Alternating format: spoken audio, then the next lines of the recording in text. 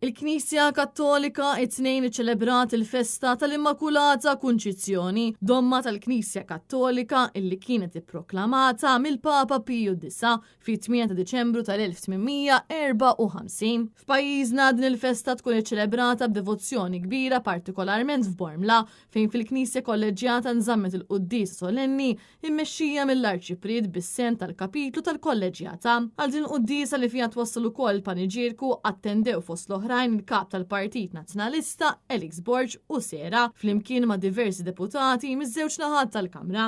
F'pajjiżna din il-festa iċċelebrata fi 3 parroċċi dedikati lill-Immakolata Kunċizzjoni f'Bormla, fil-Ħamrun u f'Talibraċ, għalkemm il-festa 8 Diċembru tkun iċċelebrata wkoll b'solennità anke f'lokalitajiet oħrajn, inkluż fir-Raba' Għawdex. Għaldaqstant it-tnejn filgħodu fil-lokalità tal-Ħamrun membri tal-Protezzjoni Ċivili libsu l-istatu tal-Kunċizzjoni bil-kuruna tal-fjuri. Intant il-festa tal-Kunċizzjoni fissret ukoll long weekend għal ħafna Maltin illi jażlu li jkomplu fix-xiri tar-rigali għall-miliet, dan fil-waqt li ma naqsux l-attivitajiet, il-kunċerti u l-festeġġjamenti f'diversi lokalitajiet mhux binqas fil-Belt Valletta.